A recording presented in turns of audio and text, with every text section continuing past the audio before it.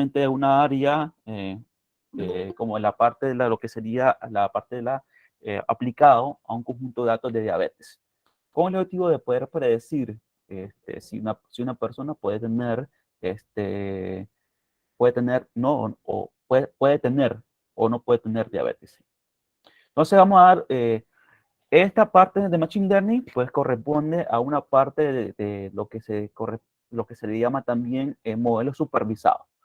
En los modelos supervisados podemos obtener dos categorías, que son los modelos supervisados y los modelos que son modelos supervisados, perdón, valga la redundancia, y los modelos que se desprenden de ellos, que serían los modelos de regresión y clasificación.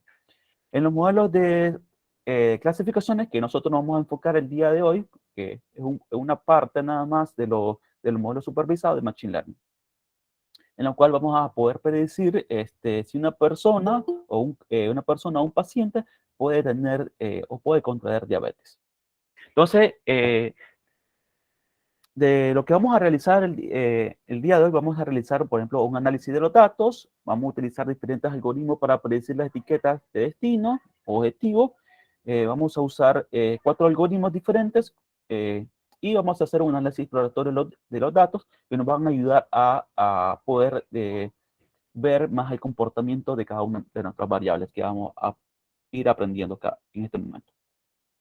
Entonces, los principales problemas que se debe resolver en esta tarea de ciencia de datos se han enmarcado adecuadamente en términos del objetivo del cliente, o institución, o empresa, de la información del fondo, el propósito del problema. Esto nos asegura de que la tarea sea comprendida y explorada para informar mejor el proceso de toma de decisiones sobre los posibles gamas de enfoques o soluciones del problema que nos podemos plantear en cada uno de los escenarios que podemos tener. Este problema extraerá datos de estudio de casos relevantes, representativos y suficientes de una fuente en línea confiable con una buena reputación. Se realizarán los ajustes adecuados de procesamientos y exploración de datos en los datos para garantizar resultados y productos confiables y razonables. El proceso de modelado y de minería de datos se ajustarán y analizarán y evaluarán los modelos más populares de clasificadores como árbol de decisión, Naive Bayes, modelo KNN y una red neural de multicapa en términos de métricas de rendimiento de exactitud, precisión, por ejemplo, recuperación, puntuación F1, en predecir clasificaciones de la diabetes. Todas las interpretaciones u observaciones importantes serán tomadas en cuenta y considerar para futuras mejoras. Siendo el propósito de este estudio, el enfoque principal estará en los factores relacionados con la diabetes, que son una variedad de medidas de salud que incluyen el embarazo, glucosa, presión sanguínea, grosor de la piel, insulina, índice corporal, diabetes, function, la edad, como predictores, y analizarlos ayudará a identificar áreas de preocupación y evaluar y predecir el resultado de la diabetes. Entonces, una vez que hemos dado esta introducción, como les comentaba, vamos a hacer algo más práctico para que ustedes se sientan más motivados para entrar para comprender más la parte de Machine Learning para los modelos supervisados, pero en caso particular, modelos de clasificación. Entonces voy a iniciar cargando estas librerías que vamos a necesitar, que son por ejemplo, las librerías, por ejemplo, como Panda, NumPy, que nos van a ayudar a la manipulación y tratamiento de los datos. En la parte de la visualización tenemos Maplix y tenemos también el warning que nos va a ayudar a que si nos presentan alguna advertencia, pues poderla ignorar en su momento. Entonces, bueno, yo estoy trabajando en esta ocasión con un cuaderno de Jupyter Lab que nos ayuda también a poder, este cuaderno un poco una mejora del cuaderno Jupyter, pero también ya para el curso vamos a trabajar directamente con Google Colab. Así que para personas que se vayan inscribiendo al curso, se vayan motivando, pues vamos a usar Google Colab, que también es una mejora de Jupyter Notebook. Una vez que hemos cargado nuestra librería necesaria, vamos a cargar nuestro conjunto de datos. En esta ocasión vamos a voy a cargar mi conjunto de datos. En este caso yo lo tengo en mi repertorio, en mi, base, en mi ordenador. Le voy a decir que no tengo mi conjunto de datos que sea data, pues el nombre del conjunto de datos de mi dataset para visualizar las primeras 5 líneas. Entonces, como habíamos comentado, por ejemplo, aquí teníamos la pregnancia, que era la cantidad de hijos, la glucosa, el tipo de sangre, eh, insulina, índice corporal, diabetes function, la edad, y la variable salida, que es una variable binaria que tiene como valores 0 y 1, lo cual 0 pues indicaría que la persona no tiene posibilidad, no tiene glucosa, no tiene diabetes, y 1 que sí tiene diabetes. El tipo de datos, de marco de datos que estamos, que en este caso que se nos ha cargado, pues un data frame. Y pues con respecto a los atributos que hemos visto, están incluidos el conjunto de datos, pues las predicciones de la diabetes, tiene 8 predictores de diabetes de diferentes registros, como el embarazo, la glucosa, presión sanguínea, el grosor de la piel, la insulina, la masa de índice corporal, diabetes y la edad. La etiqueta de clase de destino, resultado donde 0 representa la ausencia, en este caso la ausencia de diabetes, y 1 va a representar qué cosa, la presencia de diabetes para nuestro conjunto de datos. Dado que los datos están etiquetados, vamos a utilizar modelos de aprendizaje automático supervisado para modelar los datos más adelante. Entonces, vamos a hacer un procesamiento de los datos en esta ocasión. Entonces, el procesamiento de los datos es una técnica de minería de datos que transforma los datos sin procesar en un formato comprensible. Este proceso tiene 4 etapas principales: limpieza de datos, integración de los datos, transformación de los datos y reducción de los datos. La limpieza de los datos filtrará, detectará y manejará datos sucios que garantizan los datos de calidad y resultados de análisis de calidad. En este caso pueden haber ruidos de valores extremos e imposibles, valores atípicos, valores perdidos. Los errores pueden incluirse datos inconsistentes y atributos de datos redundantes. Como primer paso, vamos a identificar los valores nulos dentro de nuestro conjunto de datos y reemplazarlos adecuadamente si es posible, en caso que tengamos los valores nulos. Entonces vamos a usar la función info. La función info nos ayuda a dar una información más general de nuestro conjunto de datos. Entonces podemos observar que nuestro conjunto de datos tiene 766 observaciones y 9 columnas o nuevos atributos. Los tipos de datos de los atributos consisten en que eh, son enteros, excepto, por ejemplo, el índice corporal de la diabetes pedigree function, que son flotantes. Luego vamos a ver el ruido, los valores que son utilizados, los valores máximo y mínimo, a través de un diagrama de caja en estadística de resumen. Entonces en este caso, vamos a visualizar cómo está distribuido en un diagrama de caja nuestro conjunto de datos. Entonces podemos observar, en este caso, que tenemos algunos valores atípicos. Por ejemplo, la variable insulina, tenemos unos valores atípicos que quizás podemos ir manejando más adelante. Cada una de las variables, cómo está la distribución, en este caso, por ejemplo, la variable de la masa corporal, la sangre, la glucosa, tienen algunos valores atípicos que se pueden ir viendo. Luego vamos a extraer unas estadísticas resumidas, los atributos, en este caso una estadística de medida de tendencia central, que nos van a ayudar a poder comprender un poco más nuestro conjunto de datos. Entonces, con la función describe nos ayuda a poder comprender un poco más de esa variable. Entonces, por ejemplo, en la variable pregnancia, que es la primera variable que aparece en este caso, tenemos que el valor mínimo en este caso es 0. Entonces, el número de embarazo hasta la fecha con un rango de 0 a 17. Es decir, que el mínimo de embarazo para una persona puede ser 0, en caso que sea mujer, ¿verdad? Y máximo puede ser 17. Ese es el número de embarazo que pudo haber tenido una persona, máximo.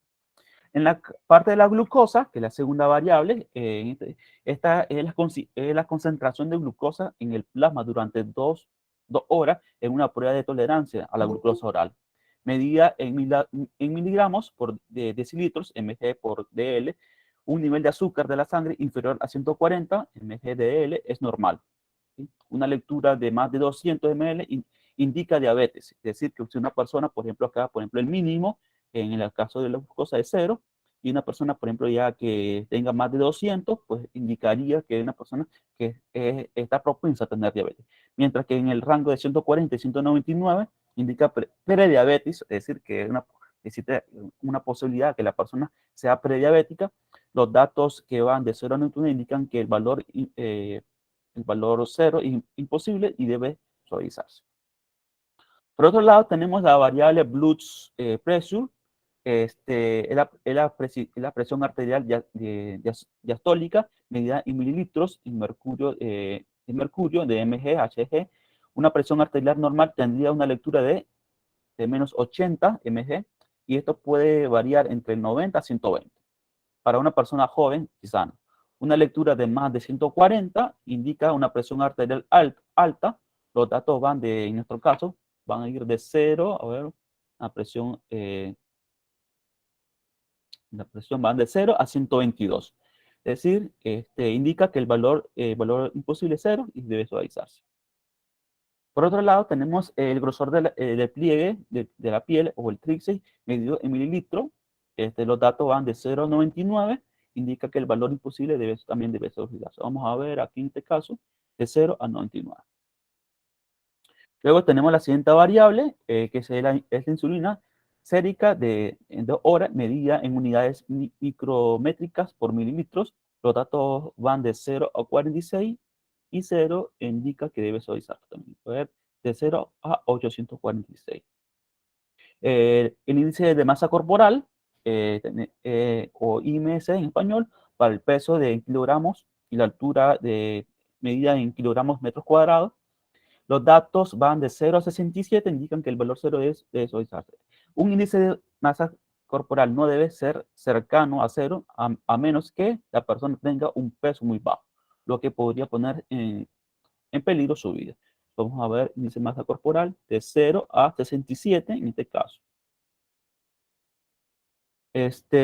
Diabetes, esta función es una función que puntúa la probabilidad de diabetes según los antecedentes familiares, con un rango realista de 0.8 a 2.42.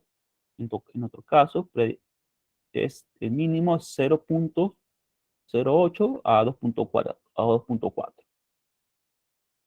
La edad del paciente o de la persona, en este caso la edad mínima va a ser de 21 años y la edad máxima que tenemos van a ser de una persona de 81 años. Por otro lado, tenemos la etiqueta de la clase de destino. En este caso, 0 representa la ausencia de diabetes y 1 representa, uno presenta la presencia de diabetes. Entonces, todos los valores imposibles vamos a tratarlo de suavizarlo, reemplazándolo con el valor medio. Entonces, en este caso, la glucosa, vamos a reemplazarlo, vamos a usar la función replace, le digo, reemplazámelo en 0 y vamos a reemplazarlo por la media, cada uno, así sucesivamente para cada una de las variables que tenía en 0. Una vez, vamos a ver si se... Los valores máximos y mínimos se comprueban para garantizar nuevamente la medida de tendencia central. Vamos a volverla a ejecutar, vamos a extraer la medida de tendencia central para cada una de las variables y podemos observar ya que en la mayoría de los casos, excepto la preñancia, porque tenemos una persona que no puede tener hijos, o sea, que no ha tenido ningún hijo, y las demás variables son 44, ya se hizo el tratamiento de los datos para este caso. Podemos aquí también utilizar, por ejemplo, ya para los casos de los valores atípicos, podemos usar la medida de la técnica de los cuartiles, o sí, de los cuartiles que nos van a ayudar también a mejorar este tipo de valores atípicos que podemos presentar. Por otro lado, en el caso que tengamos algunas filas duplicadas, en el caso que a lo mejor tengamos filas duplicadas en nuestro conjunto de datos, podemos tratarlo utilizando la función duplicate. Entonces vamos a visualizar si tenemos alguna fila duplicada. En este caso, pues no tenemos duplicaciones en nuestro conjunto de datos. Por lo tanto, que ya es un paso ganado a la hora de tratar nuestro conjunto de datos. Entonces, la integración de los datos no es necesario, ya que solo se usa un conjunto de datos de sin integración y de esquema, por lo tanto, no hay problema de identificación, entidades discernibles en el conflicto de los valores. Bien, sin embargo, la modelación de, por ejemplo, vamos a usar a ver acá. La transformación de los datos vamos a verificarlo en el rango general de los valores para todo el conjunto de datos. Todos los valores deben caer dentro de un rango pequeño aceptable para permitir las visualizaciones y la modelación fáciles. Se encuentran todos los valores que ya caen por debajo de un rango aceptable, por ejemplo 0 a 846, por lo que no es necesario transformar todos los datos para escalar los datos de un rango comparable para facilitar así la visualización y la parte del modelado.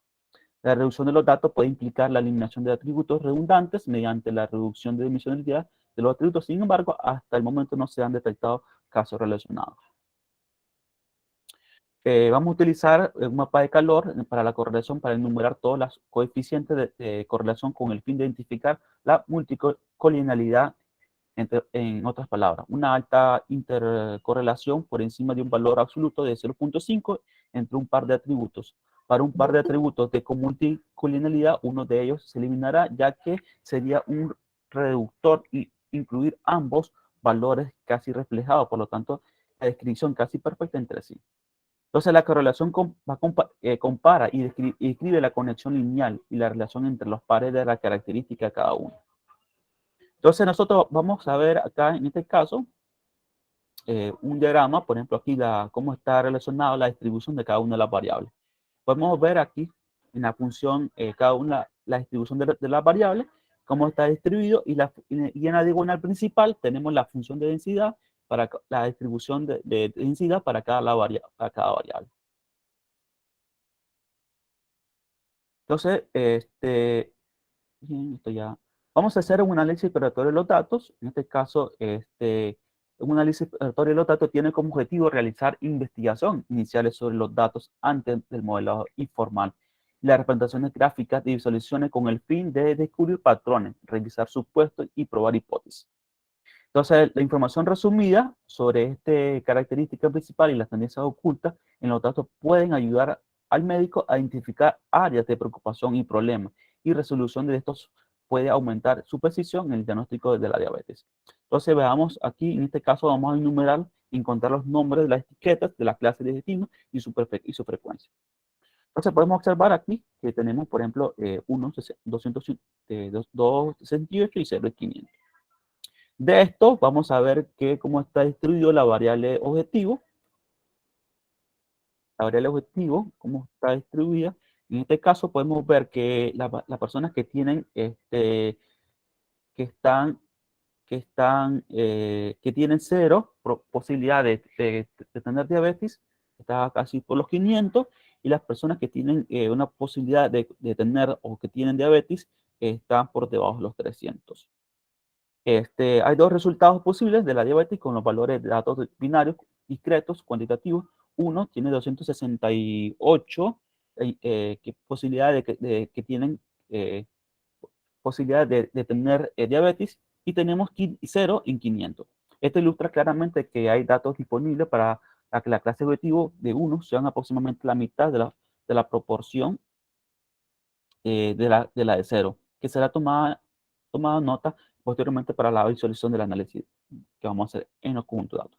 Entonces vamos a hacer luego de esto vamos a hacer una correlación de Pearson para mirar cómo están las relaciones lineales y las fortalezas que podemos encontrar utilizando este mapa, esta correlación. Estamos usando un mapa de calor. A ver, ok, permíteme aquí que vamos a ver para acá. Eh, Vamos a cargar aquí esta librería entonces. Dice que no tengo esta librería cargada.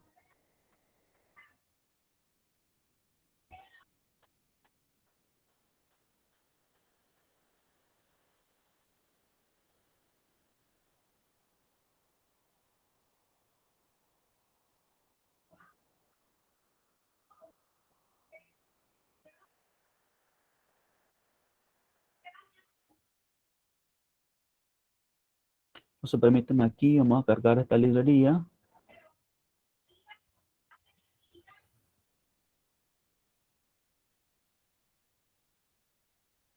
A ver, vamos a ver por acá.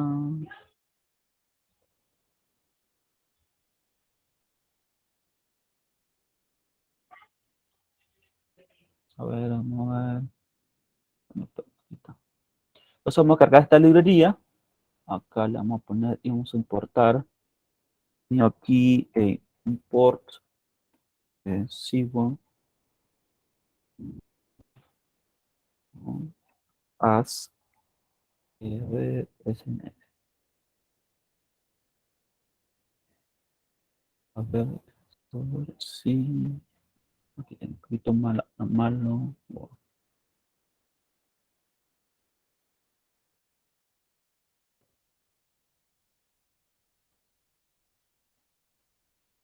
O sea que esperamos que se ejecute, que nos cargue la matriz de correlación.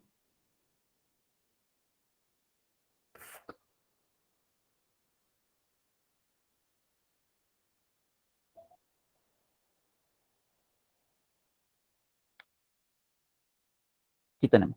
Entonces, fíjense bien que tenemos la matriz de correlación. En este caso, podemos, casi todas las predictores tienen una correlación lineal débiles. Podemos tener, y tienen una correlación bastante débil, algunos.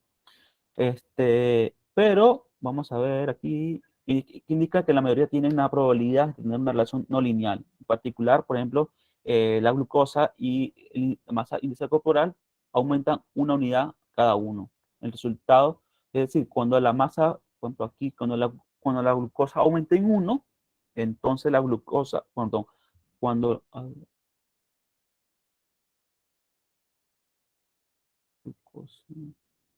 la glucosa aumenta en uno, el resultado positivo de diabetes aumenta en 49. Es el resultado positivo aumenta en 49. Por ejemplo, el índice de masa corporal, cuando aumenta en 1, aquí, entonces también la persona puede aumentar la probabilidad de aumentar la unidad de un positivo de diabetes para esa persona. Y así respectivamente para cada uno. Entonces tenemos aquí, por ejemplo, si en este caso, por ejemplo, en caso, por ejemplo, de una persona que tenga hijo, o también aumenta, o sea, en caso que haya tenido, por ejemplo, la preñación aumenta en uno, o por ejemplo, aquí, en el caso, en caso de la edad, por ejemplo, a medida que aumenta la edad, entonces también aumenta la posibilidad de que la persona pueda tener más, existe una posibilidad de que aumente la posibilidad de que tenga diabetes. Entonces, a ver más. Bueno, aquí hay mucha información que quizás lo vamos a tratar de compartir el cuaderno para que ustedes lo puedan leer también. Este, y vamos a realizar nuevamente, bueno, ya la parte descriptiva ya lo habíamos visto anteriormente. Esto nos ayuda a poder determinar también nuestro análisis. Vamos a entrar a la parte de la modelación. Una vez que ya hemos hecho un análisis, por ejemplo, un análisis de análisis exploratorio de los datos, una medida de correlación para entender un poco más las variables, cómo están distribuidas y las relaciones que pueden existir, vamos a entrar a la parte de la modelación. Entonces, en la parte de la modelación, el conjunto de datos se debe dividir en dos partes. Entonces, estas dos partes son el conjunto de entrenamiento y el conjunto de prueba. Ambas constan de los mismos atributos, pero no los mismos valores de atributos. El conjunto de entrenamiento se utiliza para entrenar y construir la parte del modelo, en este caso para un modelo de clasificación, y el conjunto de pruebas se utiliza para predecir la clasificación de los datos, para datos que no están sesgados, que no se utilizaron para entrenar los modelos. Entonces, en este caso, vamos a cargar nuestra librería, la librería de los modelos. Vamos a usar el string split que nos ayuda a poder, esta librería nos ayuda a poder hacer la división de nuestro conjunto de datos y la parte de los modelos. El modelo KNN, un árbol de decisión y un modelo gaussiano. Vamos a dividir los datos en etiquetas. En este caso, dividir los datos en etiquetas en X y Y.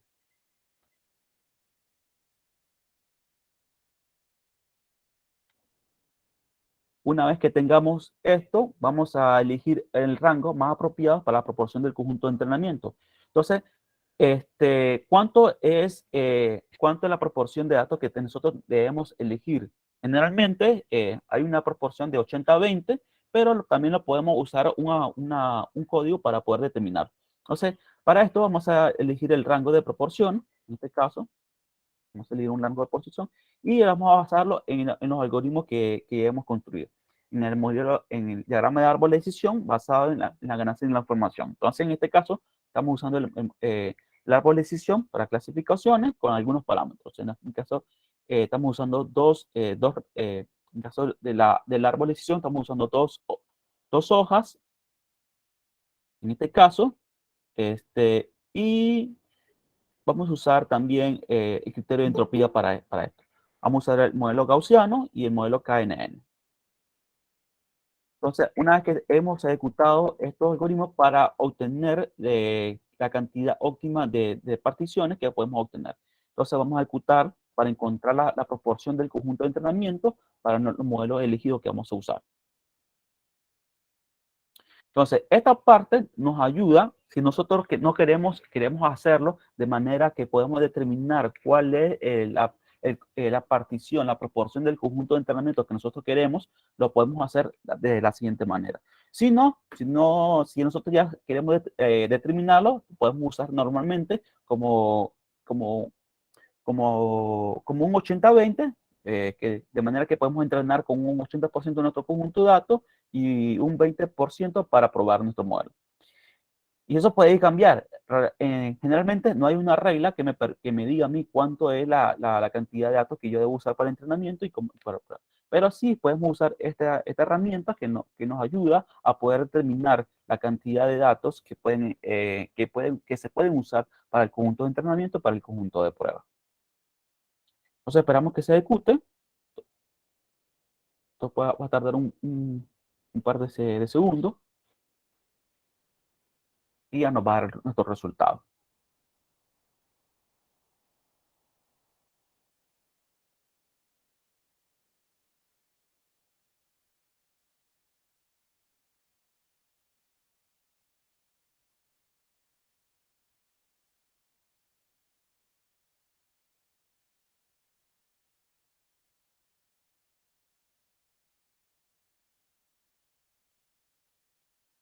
Bien, vamos a esperar un momento más que se ejecute esta parte.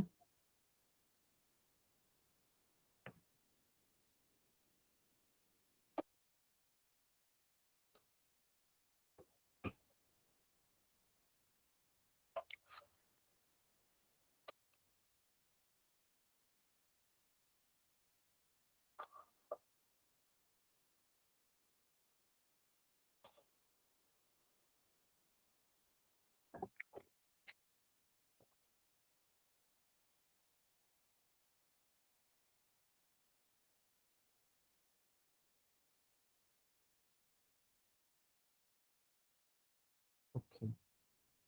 Bien, mientras se va ejecutando esta parte, entonces, como le decía, no hay una regla que me diga a mí cuánto de usar. Muchos otros especialistas ya utilizan también el 80-20, que es una buena proporción de división de los datos. Esta proporción, sí es cierto que es bastante común usarla, pero también se puede usar, por ejemplo, 75-25, 70-30. Entonces, pero como también le comentaba, esta parte también nos ayuda a poder determinar esa proporción del conjunto de datos de entrenamiento para los datos que hemos elegido para entrenar nuestro modelo. Vamos a esperar un momento más, termina de ejecutar.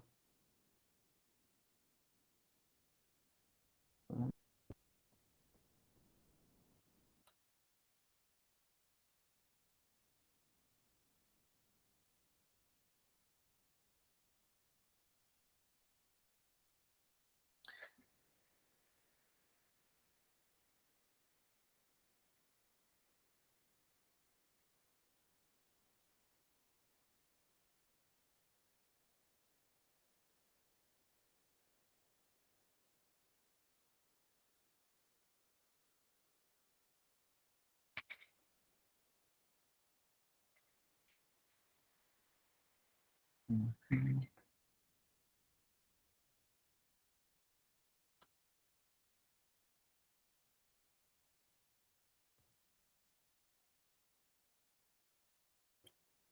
vamos a avanzar mientras tanto, chicos. Puede ser que se tardó un poco más. Entonces, en este caso, el resultado yo lo había ejecutado y me había dado, por ejemplo, un conjunto de entrenamiento, un 80%, que son 119 instancias, mientras que el conjunto de datos de prueba ocupará un 20% con 30 instancias. Entonces, una vez que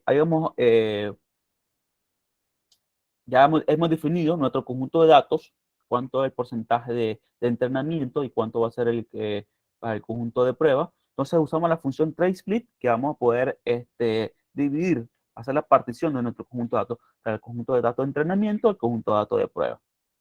Entonces aquí vamos a usar la función traceSplit. Necesito dos valores, el valor de x y le digo que el conjunto, el test size va a ser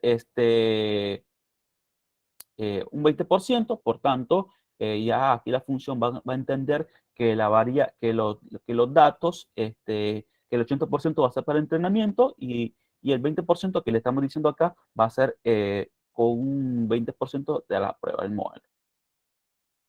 Esto, a su vez, pues una vez que ya tengamos este modelo, vamos a iniciar con el modelo una vez que hemos hecho la partición, vamos a iniciar con el modelo KNN y vamos a obtener los valores, de los valores óptimos de nuestro grupo.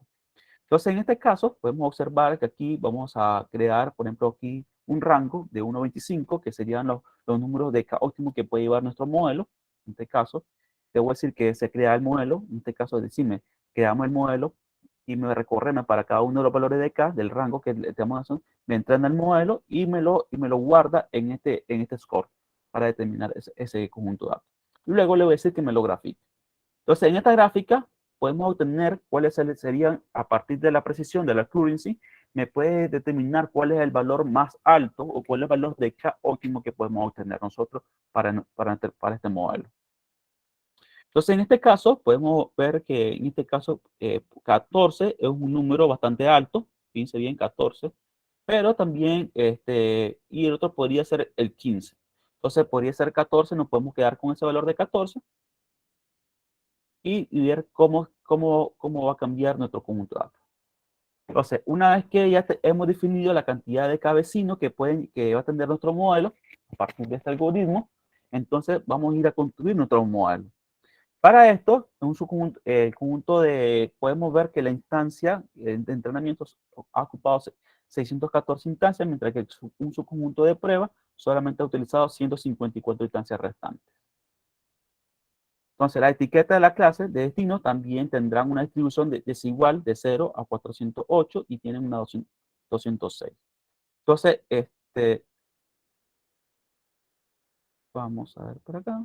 Entonces, una vez que ya hemos definido, en este caso, yo me voy a quedar con 14. En este caso, voy a definir que mi modelo KNN. Entonces, mando a llamar, en este caso, al clasificador. Este clasificador le voy a decir que voy a usar ahora 14 vecinos más cercanos. Una vez que ya he definido cuál es la cantidad de vecinos, voy a entrenar el modelo y mirar aquí utilizando la métrica para visualizar la métrica de distancia que se ha escogido. En este caso, la distancia euclidiana. Entonces, ¿qué es lo que hace el modelo KNN? El modelo KNN está basado en distancia y lo cual extrae de manera aleatoria a un punto y determina cuáles son los vecinos más cercanos que pueden haber sobre ese modelo. Una vez que ya hemos entrenado y hemos creado nuestro modelo, vamos a pasar al siguiente modelo, que sería el modelo Navy Bayes.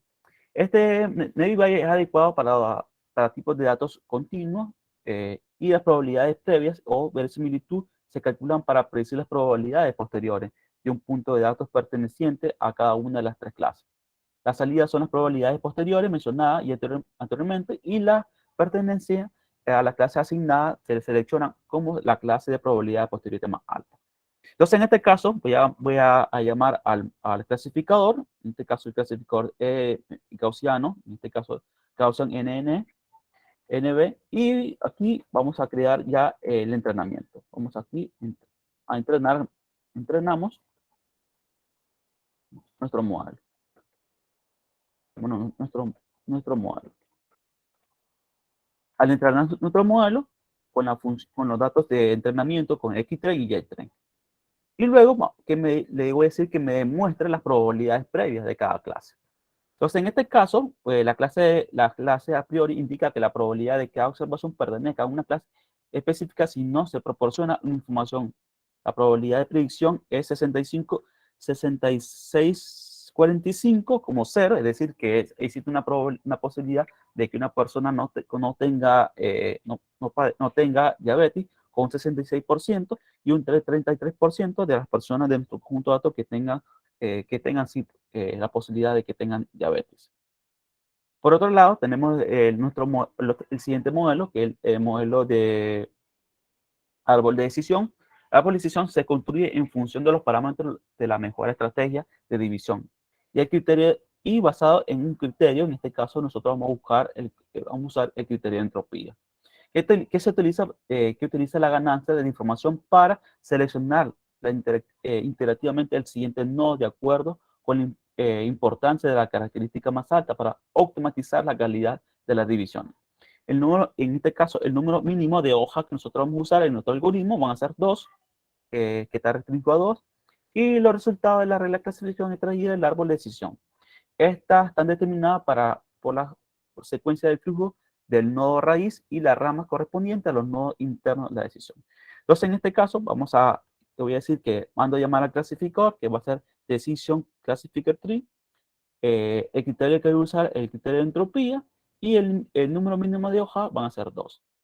Luego, una vez que tenga esto, una vez que se ha creado el modelo, voy a entrenamos aquí nuestro modelo, nuestro modelo. Y luego, una vez que entrenamos nuestro modelo, podemos a ver cómo está la distribución o cómo está el gráfico de árbol de decisión. Entonces, fíjense bien, quizás no se logra apreciar bien porque son muchas ramas, pero así nos quedaría nuestro árbol de decisión a partir de este nodo. Entonces, y podemos también, una vez que hemos obtenido nuestro árbol de decisión, podemos identificar la característica importante. En este caso, a partir del modelo, digo, mostrarme las características más importantes y serían estas que tengo acá. Entonces, la importancia de la característica calculará la disminución de la impureza de cada nodo ponderado por la probabilidad de alcanzar ese nodo. Permítame un momento, chicos. Acá voy a darle acá.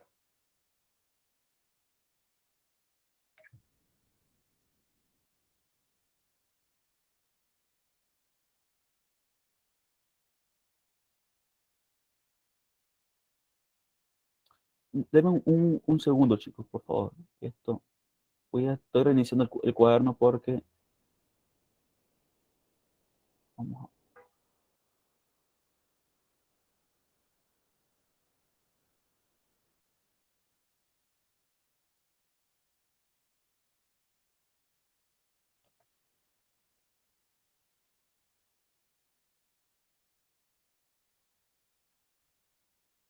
Ok. Entonces, luego el siguiente modelo que nosotros vamos a aplicar es un modelo de redes neurales de multicapa. Para abordar el inconveniente del percentrón único, se proporcionaron percentrones multicapa, también conocido comúnmente como redes neurales avanzadas. Es una composición de múltiples perceptrones conectados de diferentes maneras y que operan en función de una función de activación distintas para permitir un mecanismo de aprendizaje mejorado. La muestra de entrenamiento se propaga hacia adelante a través de la red y el error de salida se propaga hacia atrás. Y el error trata de minimizar utilizando el método de gradiente de descenso. Y se calculará una función de pérdidas para todos los pesos de la red. Entonces, los parámetros que vamos a usar para la red neural son el higher layers, que esta proporciona la cantidad de capas ocultas y neuronas para cada capa oculta. Por ejemplo, el hidden layer 53 significa que hay tres capas ocultas, el número de neuronas de la capa es 5 y para las dos capas es 3 y para la capa 3 es de 3, respectivamente. La activación es una función de activación, es una capa oculta y hay 4 funciones de activación disponibles. O, bueno, hay más de 4, pero aquí yo les he puesto 4, que serían ReLU, la logística, la identidad y la tangente. El parámetro solver, este parámetro optimiza el peso y hay 3 opciones disponibles para determinar, en este caso, Adam, LBGF, que permite la familia de todos los métodos de Quasi de Newton y el gradiente estocástico de descenso. Luego tenemos el máximo ITER, que es el número máximo de interacciones para la solución de que converja y la razón de aprendizaje o la tasa de aprendizaje. Entonces, más o menos cómo funciona una red neural sería así. Entran los datos, que son cada uno, entran los datos, aquí tengo los pesos, cada uno de los pesos, entra a una función en la cual se van a ir sumando. Luego, a esta función, cuando pasa por este conjunto de funciones, pues se usa una función de activación en la cual ya nos va a dar el proceso, el output de nuestra red neural. Más o menos, entonces, esta es la idea de una red neural, ¿sí? A partir usando las funciones de una función de activación. Nosotros en nuestro caso lo vamos a utilizar, vamos a crear una red neural multicapa, en este caso vamos a llamar a la librería Neural Network, y le digo que en este caso me haga la cantidad de outliers que tengo, van a ser 128, el solver va a ser Adams, la función de activación va a ser Rulu, y la cantidad de interacciones van a ser 500. Y aquí el fit ya lo uso directamente para entrenar nuestro modelo. Una vez que se han creado toda la parte de los modelos que hemos definido anteriormente, pues vamos a la parte de la evaluación de los modelos. Y para esto necesitamos obtener las predicciones de nuestro modelo. Vamos a hacer las predicciones de nuestros modelos para cada uno de los modelos que ya hemos visto. Entonces, en este caso, por ejemplo, las predicciones para el modelo de KNN con el conjunto de pruebas, para el modelo de árbol de decisión, para el modelo de Navy Bayes y para el modelo de redes neurales. Una vez que tengamos esto, pues vamos a extraer todas las métricas necesarias para poder determinar cuáles son esas métricas que hemos obtenido. Entonces, fíjense bien, en este caso vamos a usar la librería de Classifier Report y la matriz de confusión. Entonces, vamos a decir, a la matriz de confusión la voy a decir, la vamos a extraer con los valores reales y las predicciones. La matriz de reporte de clasificación, igual de la misma manera. Entonces, en este caso, por ejemplo, la matriz de confusión me está dando, por ejemplo, aquí el error tipo 1 me está dando 14 y el error tipo 2 me está dando 31. Es decir, que son las personas que se han clasificado, que se clasificaron como que tienen diabetes, pero que en realidad no tenían diabetes, el tipo 1. Y las personas, por ejemplo, aquí 0 y 1, que serían las personas que se han clasificado, por ejemplo, como que no tienen diabetes, pero que en verdad sí tienen diabetes. Esa es el análisis o la explicación de la matriz de confusión. Por otro lado, tenemos aquí el reporte para el modelo KNN. La accuracy nos está dando 71. 71, y tenemos las otras medidas también como el precision, el recall y el F1 que nos van a ayudar a poder también analizar. La precisión para el conjunto de entrenamiento fue 78 y para el conjunto de prueba 71 o 70.77. De igual manera, hacemos con el modelo Navy Bayes. En este caso, para la matriz de confusión, tenemos los valores reales o YTs y las predicciones que se obtuvieron, los valores predichos con el modelo. Para la matriz de reporte de clasificación, de la misma manera, con los valores reales y las predicciones. Aquí podemos ver que la precisión para el conjunto de entrenamiento fueron 74 y para el conjunto de pruebas fueron 74.67. Para el árbol de decisión tenemos la siguiente también. Tenemos acá la precisión 79% Y para el conjunto de entrenamiento, la precisión fue 96%, es decir, que fue bastante bueno. Para el conjunto de prueba, fue un 78%. Y de esta forma también vamos a hacerlo para el conjunto de las redes neurales. Entonces, vamos aquí la clasificación de reporte, la matriz de confusión, y en este caso yo le agregué para este modelo la curva ROC. Entonces podemos observar acá que la precisión, en este caso para el modelo de redes neurales, fue un poco más baja que los demás modelos. Sin embargo, a la hora de poderlo, de las clasificaciones, por ejemplo, de aquí, que se clasificaron como personas que tenían diabetes, pero que en verdad no estaban bien, fueron 9. Las personas que clasificaron como que tenían diabetes, pero que en verdad sí tenían, fueron 45. Por otro lado, la curva ROC me está dando un 66%, la área bajo la curva, que realmente es un poco bajo. Y la precisión del entrenamiento para el modelo de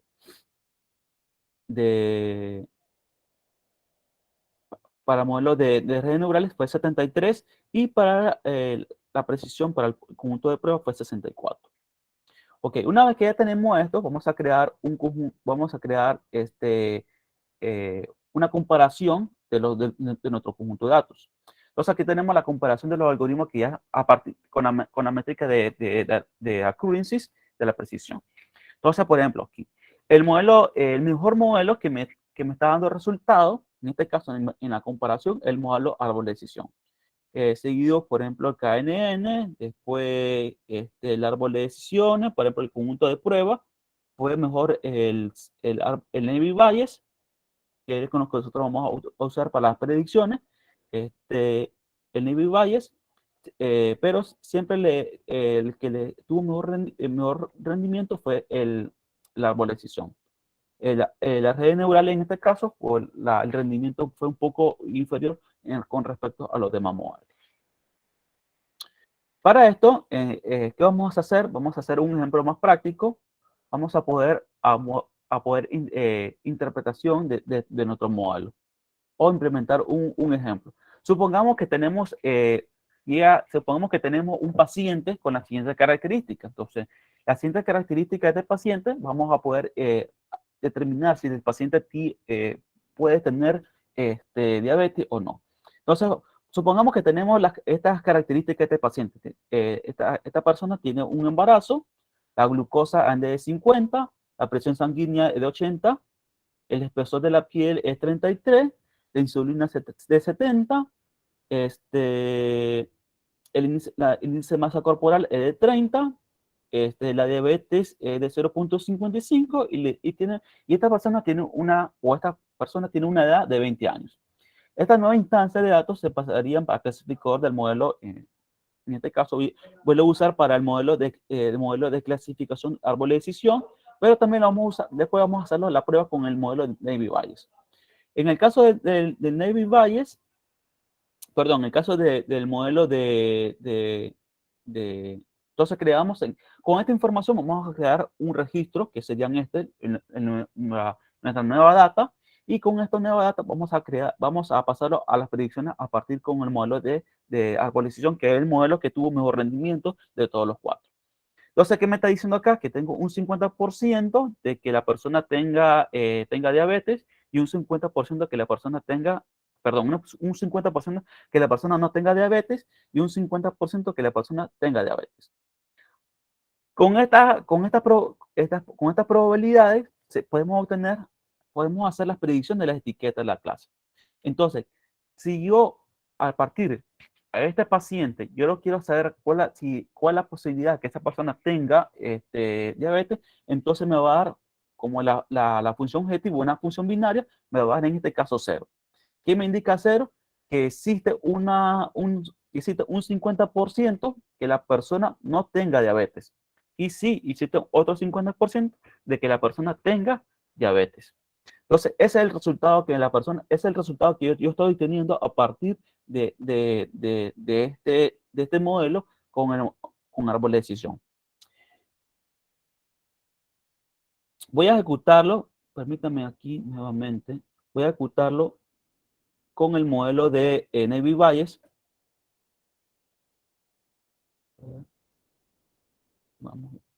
Vamos a hacerlo nuevamente con el modelo Navy Bayes. Permítanme un segundo, un momento, para que miren la diferencia de la parte de la modelación con esto que podemos obtener acá.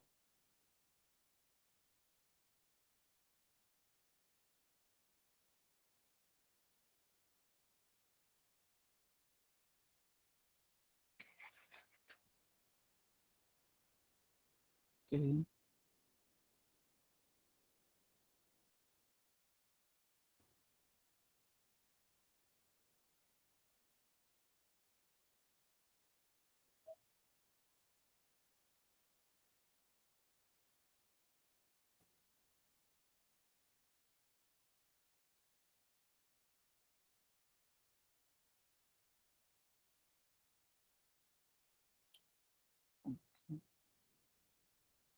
Esto-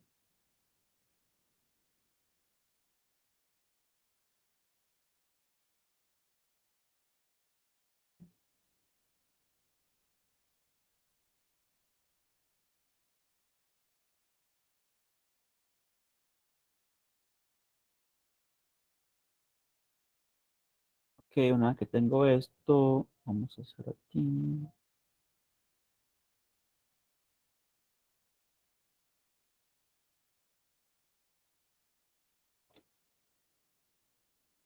Esto voy a hacer acá.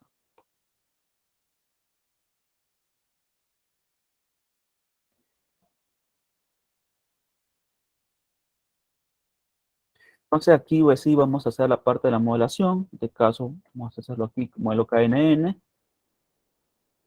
el modelo Navy Bayes y árbol de decisión. Y vamos a hacer aquí el gráfico nuevamente.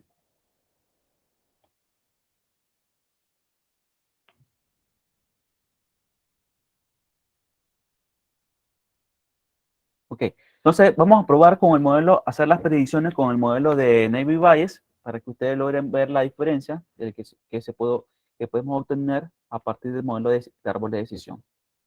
Entonces, todas estas cositas que nosotros estamos viendo acá, las vamos a ver con más detalles, un poco más detalle, más detenidamente, cuando en el curso de Machine Learning que nosotros que estamos ofreciendo con Rix Analytics.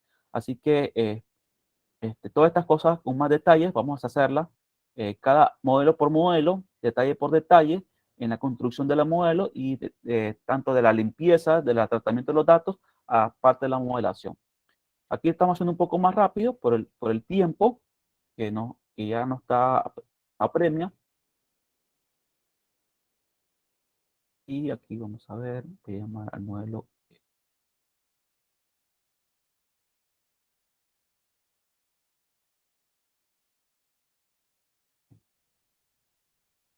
Bien, una vez que tengo esto, hacemos las predicciones nuevamente.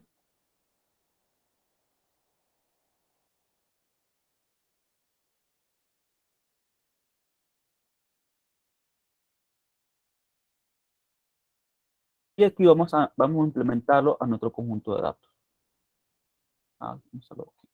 Entonces aquí yo lo hice nada más con el modelo árbol de decisión, todo esto que teníamos aquí.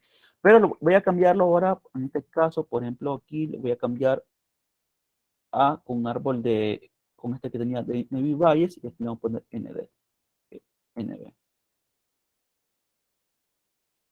Fíjense bien, ahora cómo nos cambió. Antes teníamos 50-50, 50-50, pero aquí voy a cambiarle el clasificador para las predicciones.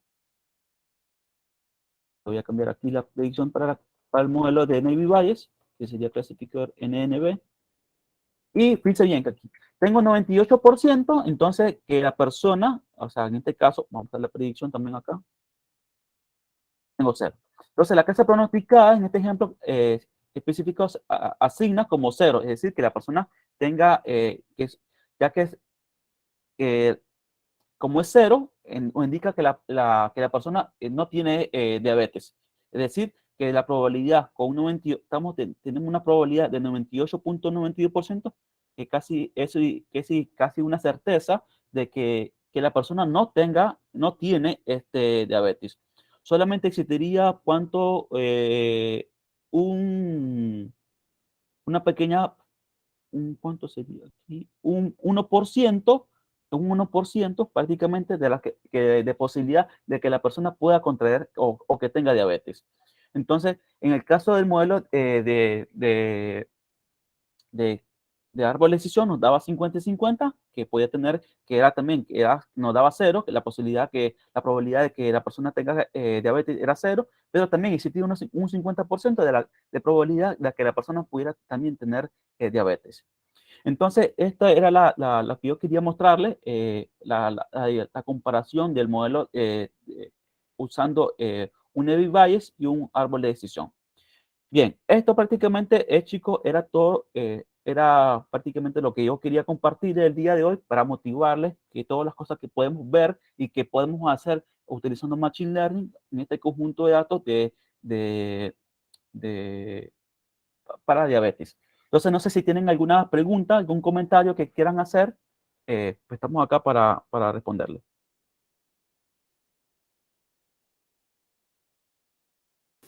Mientras van dejando sus dudas o comentarios, voy a ir pasando el link de la encuesta. En Okay. ese van a registrar sus datos y ya para enviarle su certificado y bueno, un descuento especial por su participación. La voy a dejar en los comentarios.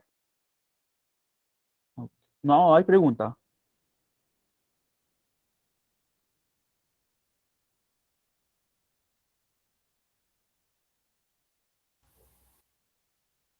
Yo tenía una,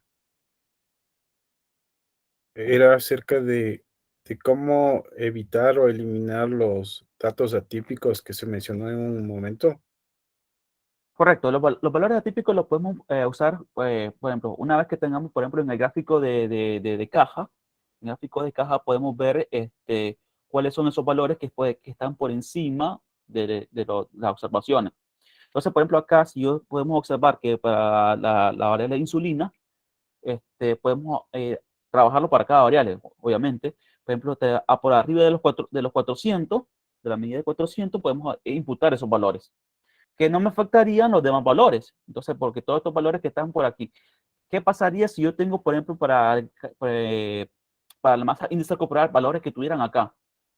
Entonces, yo eliminar todos esos valores indicaría que podría eliminar valores tal modo que pueden estar en las otras observaciones de las otras variables, que pueden estar en la región que no son valores atípicos. Pero en este caso, por ejemplo, la variable insulina, pues nosotros si eliminamos por arriba de los 400 o arriba de los 600, entonces podríamos eliminar estas observaciones y mejorar un poco tal vez la distribución de cada una de las variables. ¿Usando qué cosa? La técnica usando la técnica de los cuartiles que mencionábamos anteriormente. Todas estas cositas que son estas técnicas, nosotros las vamos a ver en el curso más detalladamente, cómo trabajarla, cómo ir haciéndolo para cada uno de los casos, tanto para los modelos de supervisados, para los modelos de regresiones, también como para los modelos de clasificaciones, como para este ejemplo.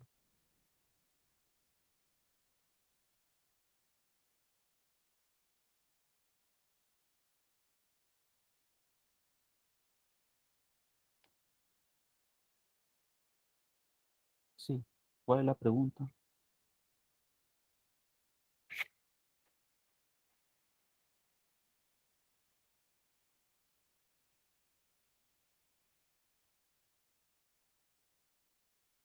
No logro ver el chat.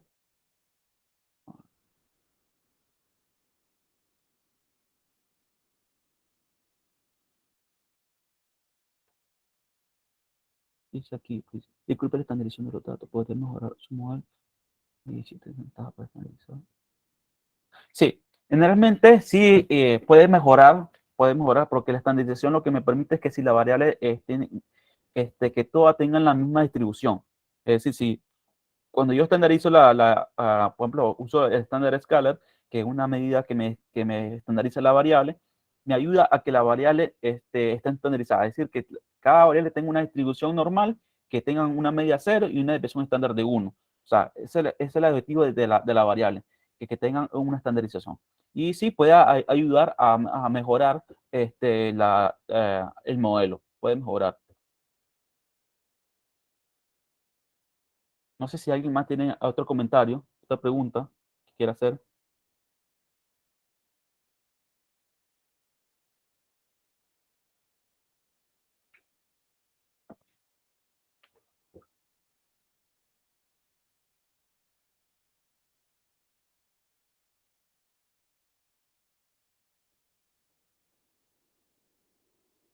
Bien, bien, entonces,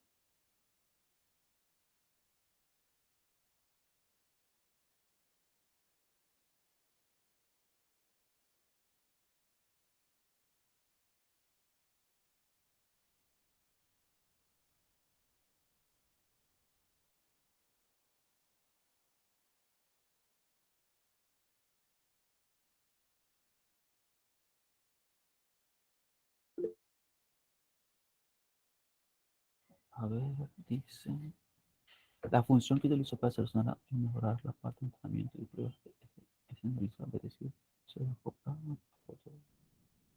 Sí, sí, claro. Se acopla para cualquier dato.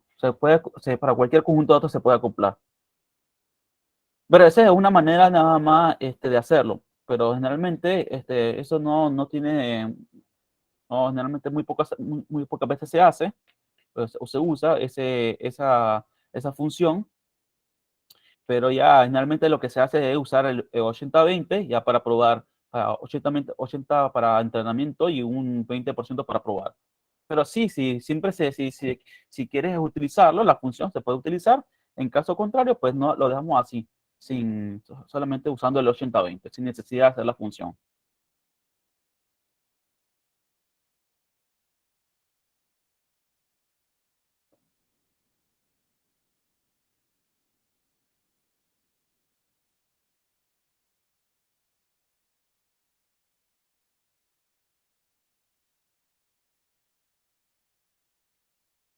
Dice otra pregunta. La pregunta típica en la de machine learning, que son más productivos de data. ¿Qué son qué límite de data? No, no hay límite de data. No hay límite de data. Puedes usar, en este caso yo usé poco conjunto de datos, pero también puedes usar 500.000, medio millón, 1.000.000, 2.000.000.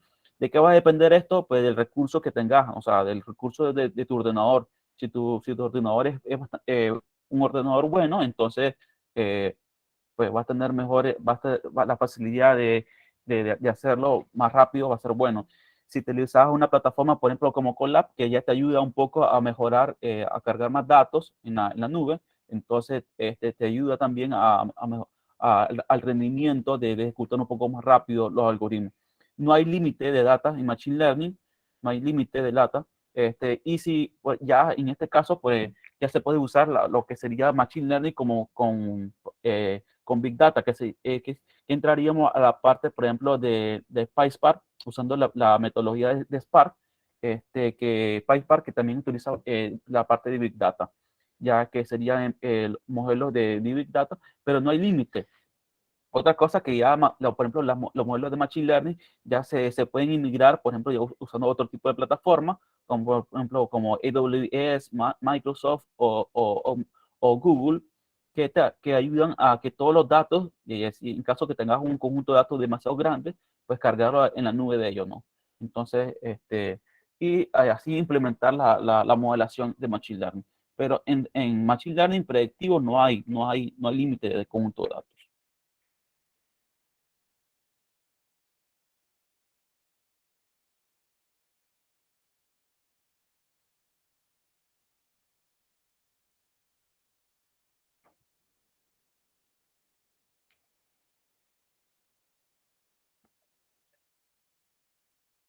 Otra pregunta, chicos, comentarios.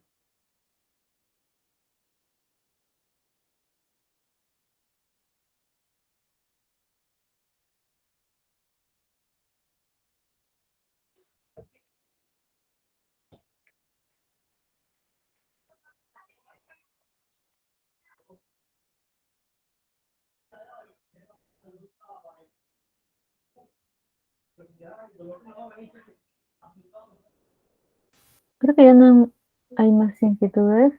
Así que podríamos ir cerrando con el evento. Ok.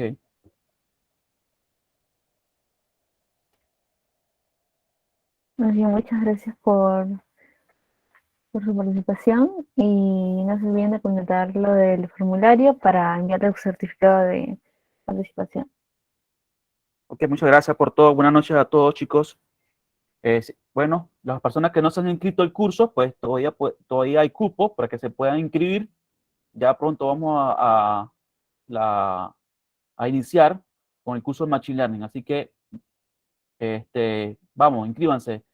Vamos a ver muchas cosas más de estas, con más detalles, más específicos, detalladamente cada una de las cosas, tanto de las modelaciones como el tratamiento de los datos, y vamos a ver paso por paso cada una de estas cosas de Machine Learning. Así que los invito a que se inscriban al curso, que ya en un par de semanas vamos a iniciar. Feliz noche a todos.